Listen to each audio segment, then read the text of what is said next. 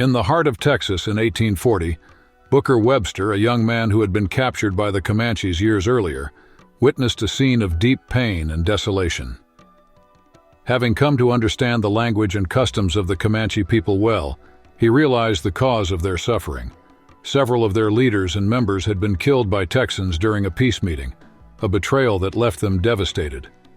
The sound of mourning filled the air as Booker watched the warriors cut their own hair, a symbolic act of great significance for them, marking a period of intense grief. The women, overwhelmed by despair, used knives to make cuts on their arms and legs as they wept. But sorrow quickly gave way to anger. The preparation for revenge began, with bonfires being built and knives and stakes being sharpened. Booker, watching everything, felt a growing fear in the face of their intense response. More than a dozen other white prisoners had been gathered by the Comanches under dark and alarming circumstances. Unlike Booker, who had been taken in by a Comanche family that protected him as one of their own, these captives, mostly women and children, were facing a terribly different fate. The atmosphere was tense, and the response to the Texans' deadly betrayal was unmistakable. Traditionally, war between them was a matter of survival, but the recent treachery had only fueled the fire of revenge. Interestingly, that day, it wasn't the warriors who led the act of retaliation, but the women of the tribe. They, consumed by a deep and personal fury, were the ones who carried out tribal justice on that occasion. Comanche women played essential roles in maintaining daily life at the camp, taking care of almost all activities except for hunting, war, and making weapons. While they didn't hold the same status as warriors in the tribal hierarchy, their practicality and skill were undeniable. For them, the length of their hair was more about practicality than appearance. They preferred to keep their hair short, which made daily tasks easier and provided more comfort. Short hair also helped minimize issues like lice and ticks, a significant benefit considering how rare baths were. The women also stood out in how they used colors in their body paint, choosing vibrant shades like red and yellow, unlike the more subdued tones favored by the men. Despite their modest stature by the standards of that time, the Comanches were known as formidable warriors, with exceptional horseback riding skills. Warfare was primarily a male domain, but Comanche women were not far behind in skill.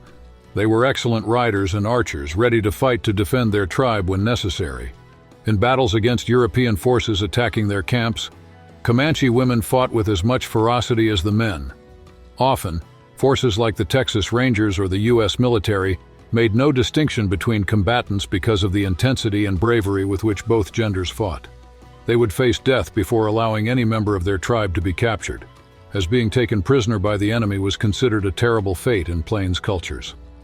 Comanche women played an active role in their tribes, even encouraging the warriors to go on raids. During these raids, they often captured prisoners and brought them back to camp.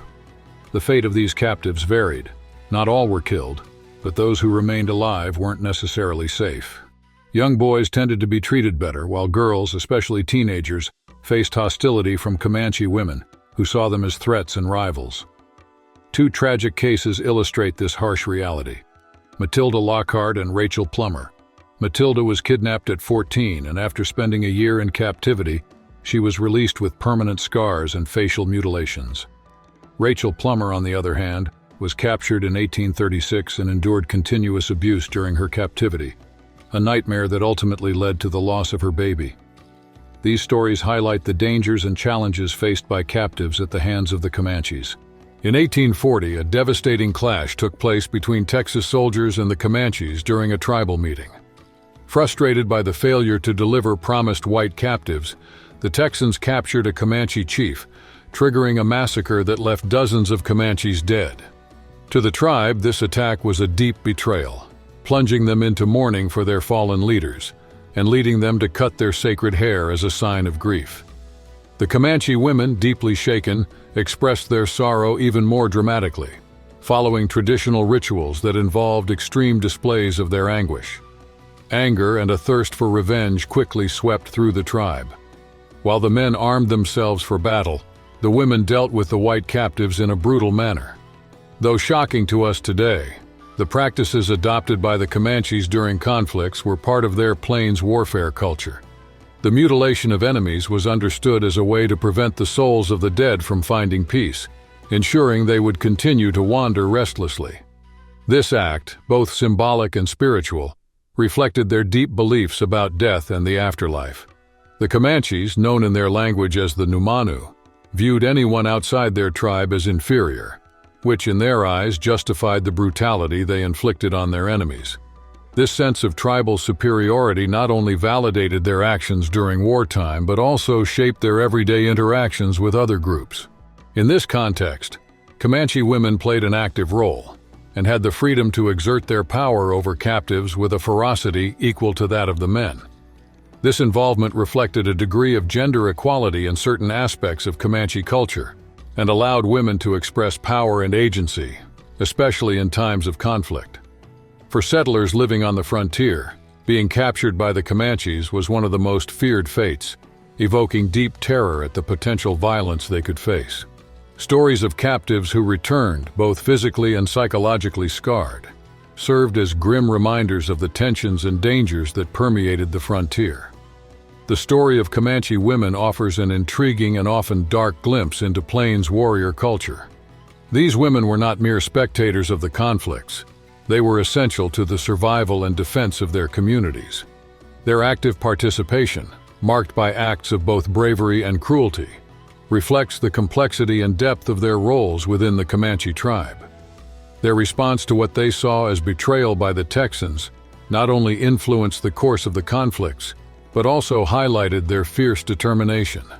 They emerged as crucial figures in the resistance against invasions and the fight to preserve their people and culture. This reality challenges previous conceptions and underscores the dynamic and powerful role of women in Native American societies, showing that they were both keepers of tradition and agents of resistance and change. As we delve into the intricate details of this part of history, it's essential to recognize the cultural diversity among Native American tribes, each with its own traditions and methods for facing adversity. The experiences of Matilda Lockhart and Rachel Plummer illustrate the brutal realities that permeated a time of intense conflict and violence. These stories are not just accounts of suffering, but also reflections of the complex interactions between different cultures during times of turmoil. Thank you for watching this video. If you found these narratives interesting and want to deepen your understanding of the rich history and culture of Native American peoples, don't forget to like, share, and subscribe to the channel. Join us as we explore more stories that shaped the past and continue to influence the present. See you next time.